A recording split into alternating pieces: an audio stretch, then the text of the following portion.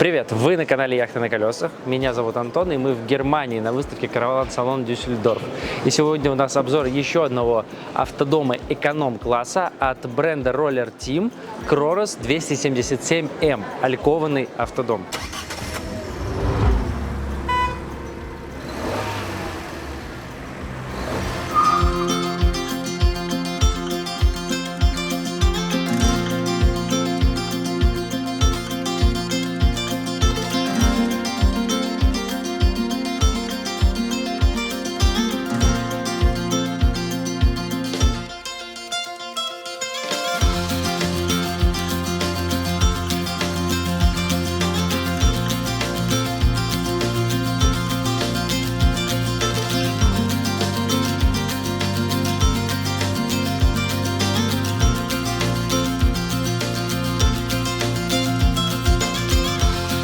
В одном из прошлых роликов был обзор тоже Кророс, только была 6-местная версия, а это планировка на 7 человек рассчитана. У нас также Ford Transit 2-литровый, 155 лошадиных сил. Длина машины, длина всего автодома 7 метров без 1 сантиметра. Вес 3,5 тонны, ну там до 3,5 тонн, там, без 1 грамма, наверное, или что-то в этом роде. Соответственно, Б-категория. Идем внутрь. Ford Transit у нас здесь на механической коробке в конкретном данном случае. И у нас мультимедиа вот такая простая, как это сказать, ну практически аналоговая. Я имею в виду, что здесь нет сенсорного экрана и там всякой навигации и так далее. Но при этом вот я вижу кнопка вызова голосового помощника, то есть по Bluetooth она все равно подключается к телефону, и мы можем звонить и даже там голосовой набор с помощью Siri использовать.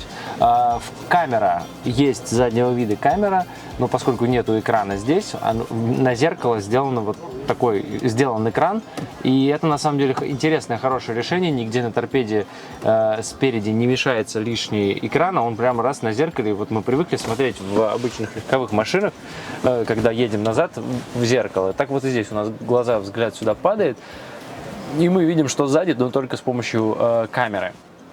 В остальном, ну, здесь есть вот подставка, мы тоже уже видели в Транзит под телефон. И когда у нас маленькая магнитола, она как раз не занимает, ну, то есть они друг на друга никак не накладываются. Так что все вполне себе окей. Касательно того, что коробка механическая и вообще каких-то помощников, ассистентов, ну, здесь есть круиз-контроль, спидлимит, это все понятно. Это все такие штуки опциональные, то есть может быть так, может быть автомат, все зависит от ваших потребностей и финансовых возможностей, я бы так сказал. Мы в столовой, в жилом пространстве, и что мне здесь понравилось, это вот освещение, то, как решено в Roller Team. Есть вот такие подсветки снизу, аккуратные, скрытые с софтбоксами, светодиодной лентой и касанием в углу, но только вот в переднем углу, ну точнее в заднем в данном случае, у нас включается этот свет. Много вообще здесь приятных моментов по дизайну. Планировка в данном случае абсолютно идентична той, что мы имеем в A70 DK Sunliving. И, по сути, основное отличие как раз-таки в дизайне и в том, как это все решено, и в каких-то технических моментах. Естественно, здесь у нас можно сидеть, это столик, тоже часть столовой группы, но и здесь же у нас получается спальное место. И если, допустим, в Sunliving нам нужно там поднимать вверх такую доску и опускать, у этого есть плюс в том, что у нас нет ограничения по размеру кровати, потому что если чуть-чуть там ноги свисают, как будто терпимо там для какой-то гостевой, то здесь у нас просто отъезжает назад вот это место и опускается стол, и, собственно, все. Это и есть спальное место. И из-за того, что спинка у нас никуда не уходит, размер этого спального места 160 сантиметров. Соответственно, это скорее такая детская кровать или для людей, которые там, ну, 155, ну, максимум 160. Вот, это я уже имею в виду без подушек. Поэтому вот с одной стороны мне очень понравилось то, что это так легко, можно сдвинуть кресло, плюс, когда даже если вы в дороге здесь сидите, здесь, правда, нет ремня безопасности, но предположим, вы здесь сидите, вам будет удобно чуть-чуть отъехать назад и здесь спокойненько сидеть, а не вот в таком тесном положении. Но при этом вот есть нюанс. Кровать ограничена уже вот жестко достаточно габаритами этого диванчика. В столовой группе, естественно, у нас разбирается тоже все это в кровать, точнее собирается, опускаем стол, один в один, как в той же Адре у нас используется вот эта вот ножка у стола, мы ее складываем и все, это кровать. Размер этой кровати уже все-таки чуть-чуть побольше, 183 сантиметра, то есть, например, я здесь должен спокойно уже поместиться со своим ростом 180. Ну и, в принципе, большинство людей, наверное, спокойно здесь поместится. Наверху, естественно, альков, поскольку у нас алькованный автодом. Ну, здесь понятно, что огромная кровать. Но вы же наверняка хотите, чтобы я вам сказал точнее. Давайте смотреть точнее. Раз. 180, почти 175 сантиметров глубина кровати, ну а так у нас 2,20. То есть это самая большая, такая основная кровать. Единственное, вот что здесь меня смутило, здесь, конечно, альков. Как-то так вот не очень легко все это поднимается. Но зато есть фиксатор. В случае с домами от Adria, включая Sunliving, у нас прям легко одним движением руки, без лишних усилий, это все вверх поднимается, и так само и держится, потом просто потянули, и кровать получилась. Над дверью у нас пульт управления системой жизнеобеспечения автодома, включение-отключение освещения, насос, заполненность баков с чистой, там, с грязной водой. И справа пульт, ну, с серой водой. Справа пульт трума газовая, 4 киловатта у нас здесь. Дальше у нас дверь входная с центральным замком, с окошком. На окошке, конечно, шторка, есть мусорное ведро. Ну и на самом деле это немаловажный момент. У нас все-таки тут эконом, а у нас здесь такая достаточно крутая основательная дверь и с окошками, и с центральным замком, и с мусоркой. Еще и москитная сетка, пожалуйста, в комплекте. Также в столовой у нас еще расположился кронштейн под установку телевизора, но телевизора в данный момент здесь нет, надо устанавливать отдельно. Кухня. Наверху 2 шкафчика, ниже мойка, единый модуль с газовой плитой, дометик, 3 огня и, вот что интересно, в цвет всего общего дизайна очень изящно решен цвет стекла, тоже белый, все единое, так цельно смотрится. Хотя вот единственный момент есть, который мне неприятно бросился в глаза, это то, что светодиодная лента, которая находится за фасадом, отражается в глянцевой столешнице. И вот здесь в торце фасадов тоже. И это прямо вот эти точки светодиодов бьют в глаза и немножко раздражают, потому что они решили, что ну зачем добавлять туда софтбокс, потому что она же и так скрыта. А то, что она отражается, ну немножко не подумали.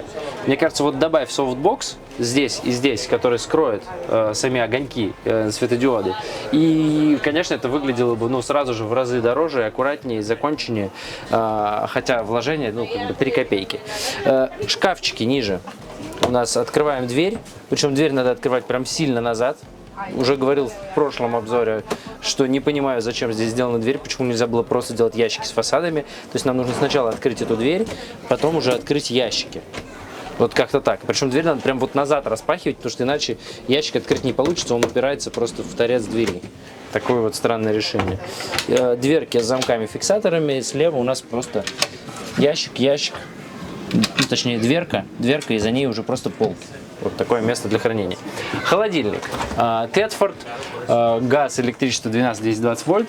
И уже вот не в первый раз мы встречаем, причем именно в экономах, то, что снизу есть вот такой лоток выдвижной, часть холодильника выдвигается. Сказал, не сказал, 140 литров объем холодильника.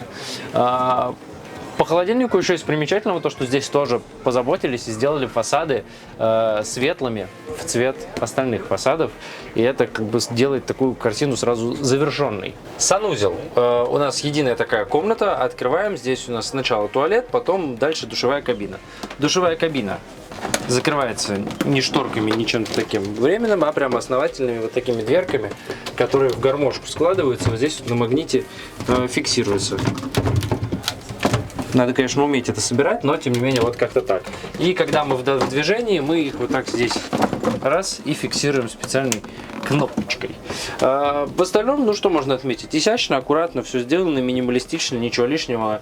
Вообще в целом эта планировка, это у нас такой максимальный конкурент Sunliving A70 DK. Это прям вот, как я уже сказал ранее, один в один планировка, которая в нем.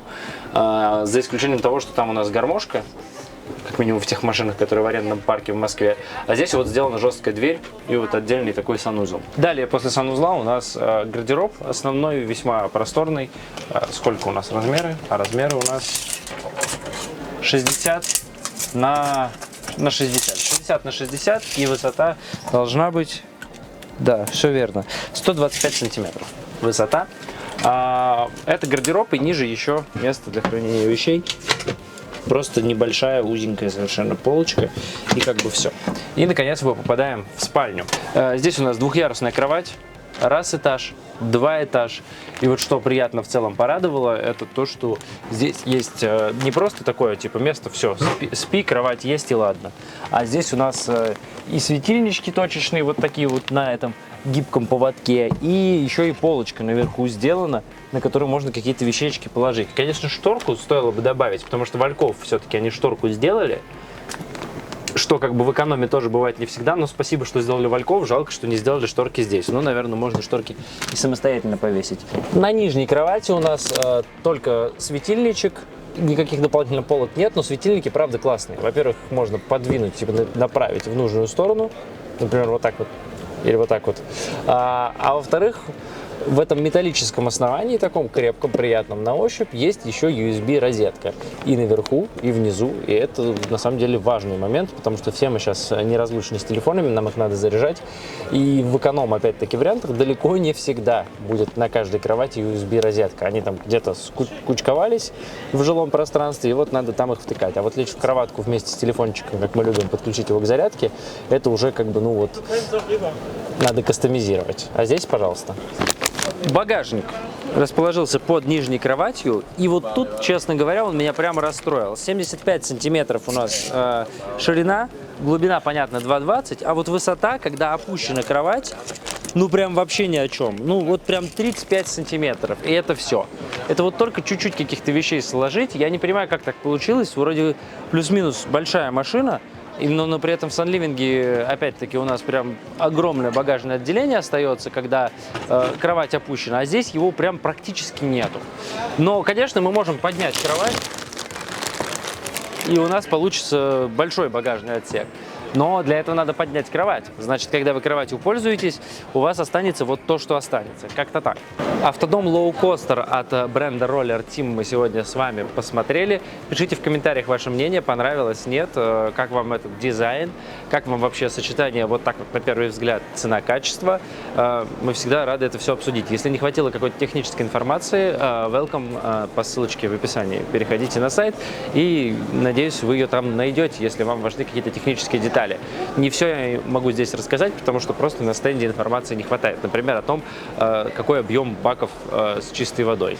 Наверное, где-то там 100-120 литров, но точной информации у меня нет. Это канал Яхты на колесах. Подписывайтесь, чтобы не пропустить новые ролики из Дюссельдорфа. Меня зовут Антон. До новых встреч. Пока.